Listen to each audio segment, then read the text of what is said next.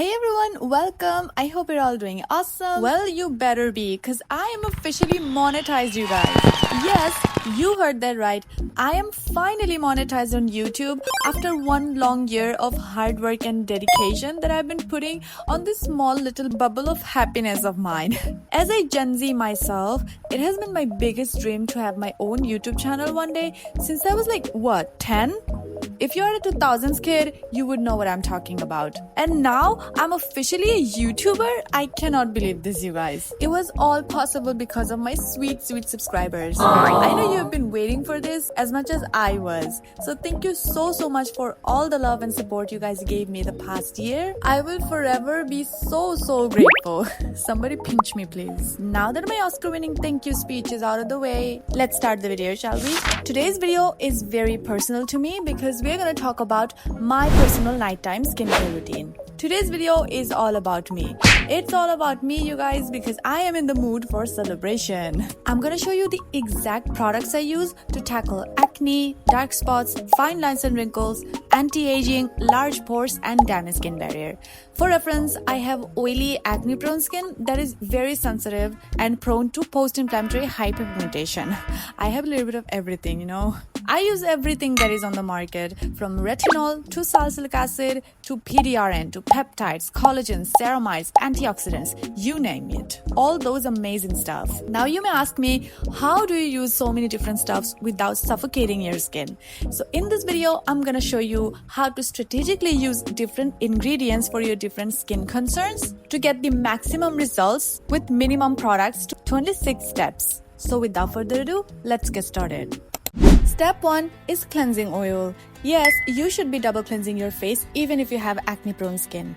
And cleansing oils are formulated to clear out oil-based impurities from deep within the pores, which acne is all about, right? I feel like after incorporating double cleansing in my skincare routine, my skin has completely changed.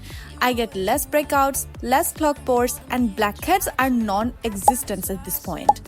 It's my favorite part of doing my skincare routine, to be honest. I'm obsessed with the results to the point if I stop doing double cleansing, my face, I start getting super weird looking boil-like pimples that takes forever to cure. Which means it's working, right? Lately, I've been obsessed with this Abib cleansing oil. It's super lightweight, watery, and a delight to use on the skin. Texture-wise, I feel like it's pretty similar to the Orion cleansing oil, which was a hype at some point. It removes waterproof makeup, sunscreen, rinses off completely with no residue, which is very important for a cleansing oil to do. And I also get those satisfactory sebum or oil plugs while using this a lot more than Anua. It has a refreshing aloe vera scent, which is very faint and not overpowering at all. I'm thoroughly enjoying this one and highly recommend. Now, will it replace my other favorite cleansing oils from Anua, the original, the mild, the Skin 104, or even Numbuzin? I think it's up there. It's competing at this point, and I really enjoy this one. I think texture-wise, fragrance, pros and cons and everything, I think I prefer this one over the Centella, the Skin 104 Centella one, but it's gonna be hard competing this one with the Anua mild. But still, it's a great cleansing oil and you will never go wrong with this. Then, you have to follow it up with a water-based cleanser, a foaming cleanser at that. Water-based cleansers washes away water-soluble impurities as well as any remaining residue from cleansing oils. However, you can get a bit smart in here and use a salicylic acid-based foaming cleanser instead. Salicylic acid is a form of BHA, which is a chemical exfoliant. It's oil-soluble, it loves roaming around oily areas of your skin and washes away oily gunk, which help clear out pores and unclog pores. I love this approach of using BHA in cleanser form than any leave-on product like toners and serums, as it's much gentler, less irritating, and reduces product buildup. I would much rather use a gentler exfoliant every single day and see results over time than to worry about an extra step with strong actives, which comes with a huge risk factors. I have seen a massive improvement in my overall skin texture, pores, and blackheads after incorporating double cleansing in my skincare routine. It's not an immediate fix, it definitely works over time. Now my pores look so much clearer. I even got the weirdest compliments from my niece. She was like, "Oh my god, I love your pores." And I'm like, what? Is that even a compliment? Love my pores? She explained it to me. She's like, because it's clear, it looks much more desirable. Even if I get clogged pores once in a while here and there, if I rub it off with my fingers, it kind of pulls out automatically and I don't have to squeeze it or anything. So do not skip on double cleansing and ignore the fear mongering. And your pores will thank you for it. Step 2. Soothing toners. I'm a toner fanatic through and through and I'll never shut up about them, and soothing toners are my favorite categories of toners. Another underrated reason our pores get enlarged is lack of hydration. When our skin lacks hydration and moisture, our body compensates it by overproducing oils which accumulates within the pore, which then expands the pore size to make room for excess sebum. When our skin lacks elasticity and bounce, it gets dry and pores get sagging. The quickest, most effective way of putting hydration and moisture back onto the skin is by applying toners. They're often formulated to be super watery in texture that penetrates into the deeper layers of the skin. And I love soothing toners because most of the times they're formulated with herbal ingredients like Centella, green tea, licorice root, mugwort, artichoke, ginseng, etc., which as well as soothing and healing has oil controlling properties to them. I'm not really loyal to any particular one, but lately I've been obsessing with this Heveblue Salmon Caring Centella toner. I know it's going pretty viral, right? I've been on the pdrn kick lately and I'm absolutely loving it. It's super watery in texture but has some silky slip to it that delivers perfect boost of hydration to the skin. My skin instantly comes alive after using them. It's definitely my favorite skincare tip, so rehydrate and rebalance your skin with your favorite soothing toners. Step 3 would be your treatment, and it's tretinoin, everybody. It is the active form of retinol, which is a retinoic acid. Tretinoin is the gold standard ingredient when it comes to any skin concerns, really. There cannot be any other ingredient as strong, effective, and fast working as tretinoin for numerous different skin concerns like acne, dullness, anti-aging, wrinkles, dark spots, fine lines, large pores, etc. It works by speeding up the cell turnover, promoting the shedding of old skin cells, and encouraging the growth of new ones. This action helps to unclog pores, reduce the appearance of fine lines and wrinkles, and improve skin texture and tone. It also increases collagen production. It helps to tighten the skin, unclog pores, and refine their appearance by shrinking their size. Because collagen production and newer skin cells increases, kind of like fills in the gap in pore size with fresher, renewed skin. Now let's talk about the Abib one. It's very similar to the Skin 104 with 5% niacinamide, vitamin C derivatives. However, instead of tranexamic acid, it features glutathione, which is their star ingredient in the Glutathiosome line. For those of you who don't know, glutathione is an antioxidant which is naturally found within our bodies. Famous Korean celebrities actually inject glutathione to whiten or brighten their skin tone. It is a beauty standard in South Korea. Not only that, it also flushes out toxins from our bodies, improving gut health, which also contributes to clearer, healthier, and brighter looking complexion. Research has found that topical application of glutathione also helps in brightening, evening out skin tone, and reduces dark spots and pigmentation. I know the texture looks a bit viscous, that's Skin 104, but this one is more deeply hydrating, if that makes any sense. It almost turns runny when applied and gives a boost of refreshing hydration to the skin.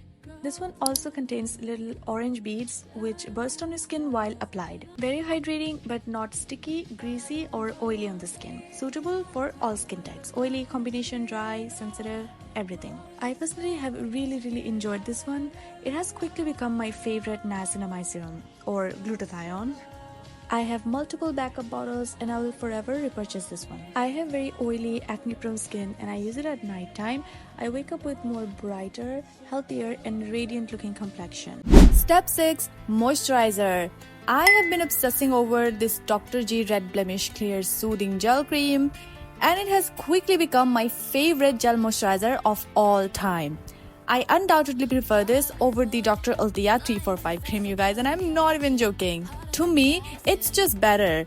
It has Centella asiatica as a soothing, calming agent and a hefty dose of panthenol for moisturizing and protecting the skin barrier. I feel like panthenol heavy moisturizers are very good for repairing damaged skin better, or even like protecting it from environmental stressors or anything, which makes it an amazing option for acne prone skin, because acne is all about damaged capillaries under your skin. So we need to repair it and make the healing process faster and quicker. This has been the best thing that ever happened to my skin, you guys. Why didn't I discover this earlier? No wonder it's the best selling moisturizer at Olive Young Korea, and dermatologists there love this and recommend this to all of their acne patients. And it's not like I'm making this ranking up like some skin influencers do, but no, it's actually the best selling gel moisturizer at Olive Young Korea. It has a very beautiful sort of pudding-like texture that still has a very high amount of water content.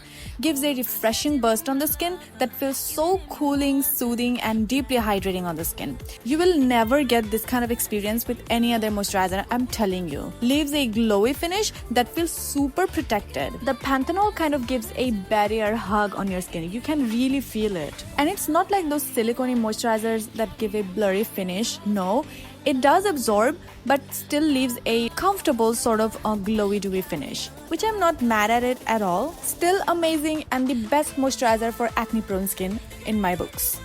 Step 7, eye cream. I know, hold your booze. It should go after your serum, but for some reason I personally like to use eye cream as a last step of my skincare routine, because I have extremely sensitive under eyes, and for some reason it kind of like irritates my eyes. I don't know if it is about the eye cream or my skin, but this way it just works for me. I don't really fuss around much with eye creams really. I would use anything that is hydrating, moisturizing, and supports the skin barrier. But as I'm entering in my mid-20s, I am noticing some fine lines, like super small fine lines under my eyes, which is bothering me like crazy. So I have been incorporating peptides into my eye cream. Peptides are super powerful anti-aging ingredient after tretinoin. It makes your skin super elastic and bouncy by promoting collagen production. You will see a noticeable difference when you incorporate peptides in your skincare routine. But I don't really need it on the rest of my face. I think my rest of my face is doing pretty fine. Only my under eye skin, which is already pretty thin and very prone to milia as well, I need a super balanced, lightweight eye cream that contains peptides in it. Lately, I've been really enjoying this Abib Juricho Rose eye cream, which also has peptide in it, but I'm not sure how it compares to my all-time favorite Skin 104 Probiotica Bakuchi All Peptide eye cream. That one I feel like is elite when it comes to a skin elasticity. I haven't seen as much of a difference in my under eyes using this particular one, but it's a good one. It's a nice one. It's pretty moisturizing, hydrating, and does smooth out the fine lines under my eyes. As I don't really have dark circle issues, this particular one is working pretty well for me, and I highly recommend. Thank you so much for watching. I hope it was helpful.